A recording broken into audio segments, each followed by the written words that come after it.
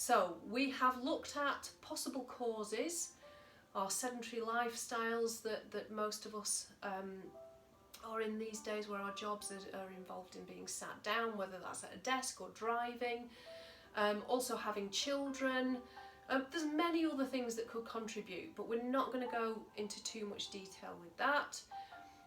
Then we've had a look at breath and how powerful a tool the breath can be when it comes to getting muscles to work and to feel that engagement within your core. So the breath can help you to make the core active, okay, feel it switch on and tighten.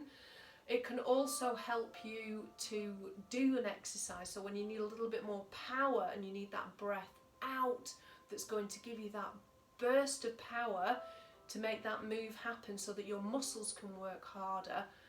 It's also a wonderful tool for getting rid of stress and helping us to relax, and that's very important in the healing process.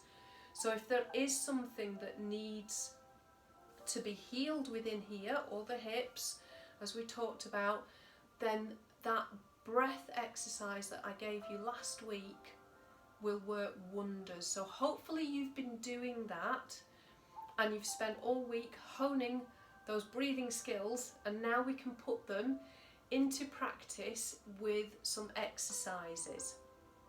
So as we did last week, we're going to start off really small.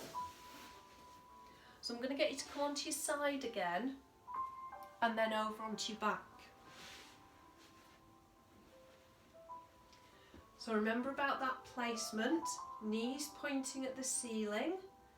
Feel that you've got the same pressure on each side of your pelvis. Some nice space between your ribs and your hips. Open shoulders. And then remember, we said if you're struggling to keep your chin nodded and look more at the ceiling in front of you, if your chin is up here and you're looking either up or slightly backwards, pop a bit of support under your head. A cushion is great. I actually find, you know those gardeners, the padded kneeling pads, as long as it's not too mucky obviously, they're really great. They're just exactly the right thickness for supporting your head. Okay, now I'm going to be moving my arms out of the way for some of these exercises, but I'll tell you when you can just leave them relaxed and down by your side. So let's start off with our breath from last week. Big breath in through the nose, feel it expand all around here, and then breath out through the mouth. Inhale. So we're just making full breaths now. It's not our active breath, it's not our exercising breath. Just big full breaths in and out.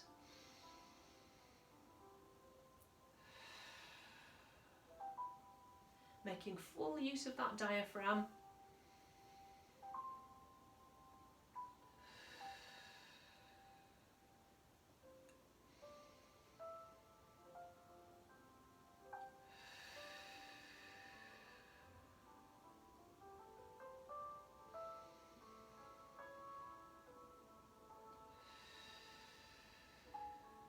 Okay, let's make it a little bit more active now.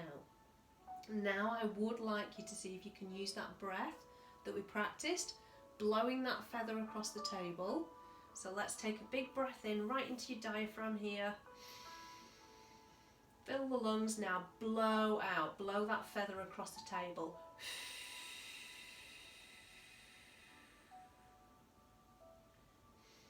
Big breath in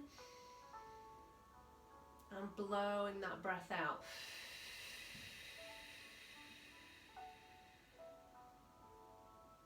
Now I'd like you to continue that, because in a moment we're going to start to add some movement to it.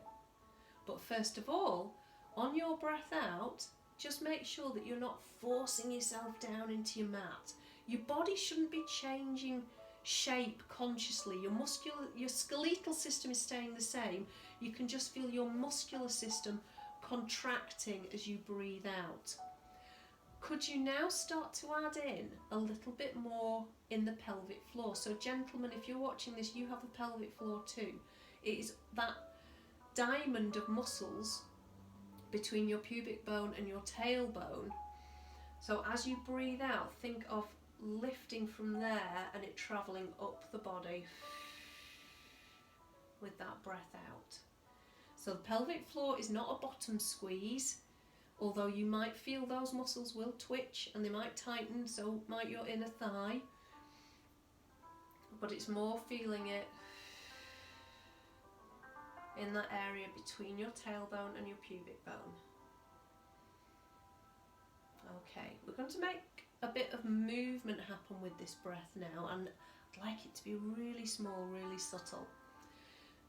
So at the minute we're sat with the pelvis level, it should be sat fairly flat, so that if you had a marble sitting halfway between your pubic bone and your tummy button, it would just be sat there.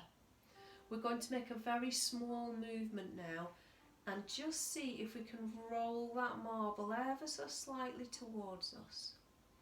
Now all I want you to do is just see if you can get the very back of the hips, just the hips, the pelvis, to just kiss the floor and then back again. Okay, breath out. So you can see how tiny that movement is. Barely perceptible, but I can feel it. And what I'm doing with this, so if you keep focusing on that, the more you do it, the easier it'll get, is I'm actually opening the space between my tailbone, which is the very end of your spine, and the first vertebrae. And that's usually an area that is very, very stiff and very rigid, and we haven't moved it very much. So if you're straight away forcing the whole of your spine into the mat and you can feel it all contacting, just bring it back a little bit more gentle, bit smaller, much more subtle. Again, if you're squeezing your bottom to do it or clenching your thighs, you may be going a little bit, you're trying a little bit too hard. Just nice and gentle. Breath out and in.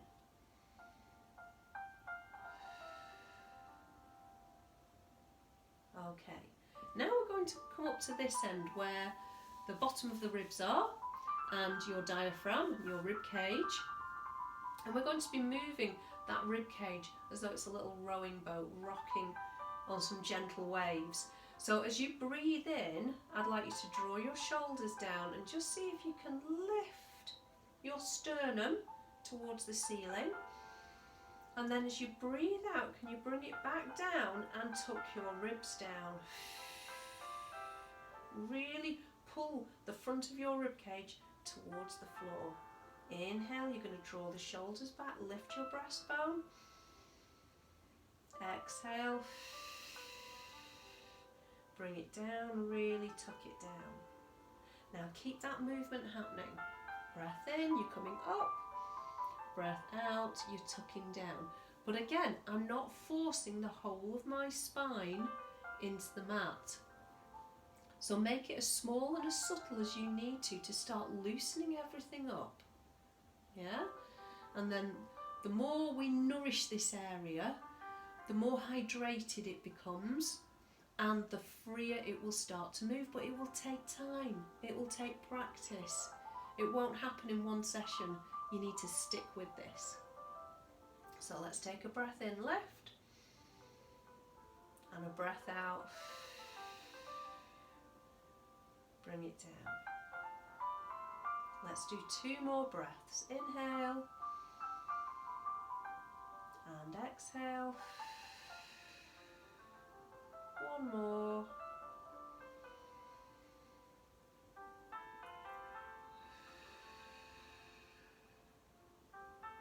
Okay, now I'm going to bring excuse me, feet and knees together. Now, if knees together is not appropriate for you, or it causes any aggravation, you could maybe squeeze a pillow between your knees and just see if that helps. If not, just leave this exercise for now. So what we're going to do now is put the hands on the ribs. So again, make sure you've got your little finger on your bottom rib, not your thumb, so you've got your hands on your tummy. You want to be on that rib cage, because we want to keep it on the floor now. On your breath out, I would like you to squeeze your feet and your knees and your thighs tight together. So start with a big breath in. Blow that feather and squeeze. Inhale, just let that tension go. Breath out, squeeze together the feet, the knees, the thighs. And inhale, let it go. So give me just a couple more of those. And you're maybe even feeling that tightening, that muscle contraction start to travel into your pelvic floor and your abdominals without you even really having to try very much. If you're not feeling it yet, stick with it. The more you do it, the more you're sending those connections and signals through the body. Yeah, so stay with it even if you're not really feeling it very much. So in a moment we're going to go into hip rolls, but very small hip rolls.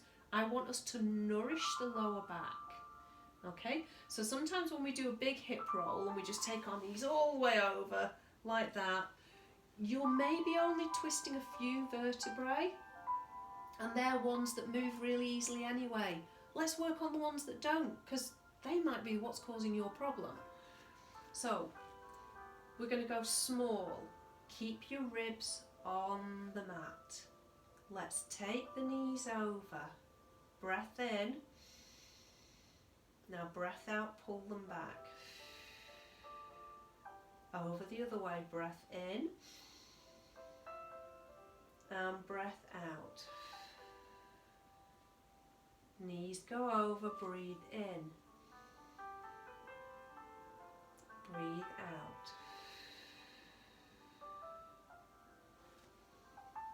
I'm going to give you a little couple of points to think about while you're doing this exercise. So 1, are your feet staying together? So is your top foot coming off the mat straight away and your ankle bones are still touching? Or have you let the feet and knees slide past each other? Just see what happens and how different it feels when you keep your feet and knees in contact.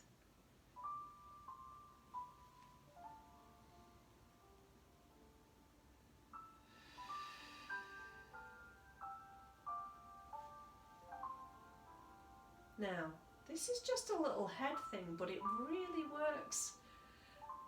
Can you think of moving from your centre rather than moving from your knees?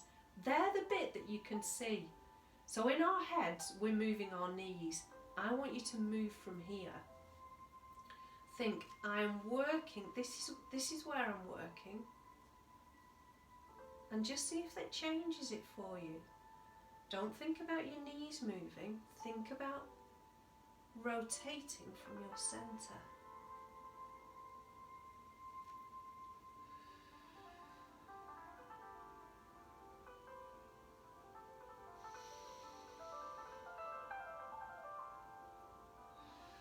Now, can you think about just pushing your knees slightly away from you as they go over?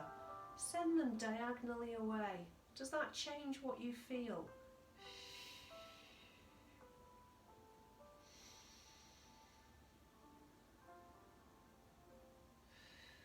Does it make it a little bit more of a challenge for you?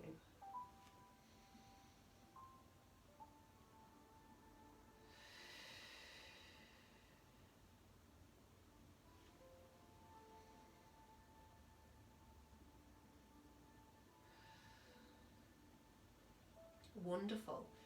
Okay, so from there I'm going to roll onto my side and use my hands to push me up into a seated position. So that's your second set of exercises, your second little sequence to have a go at for this week. So this is building on what you've done last week, which was working beautifully on your breath.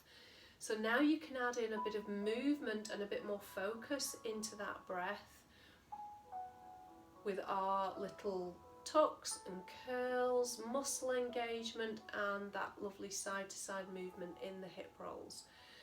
So again, you've not got long to do. Just have a go at this, see if you can find 10-12 minutes every day just to have a go at this little sequence, and then next week we'll be able to progress on some more exercises.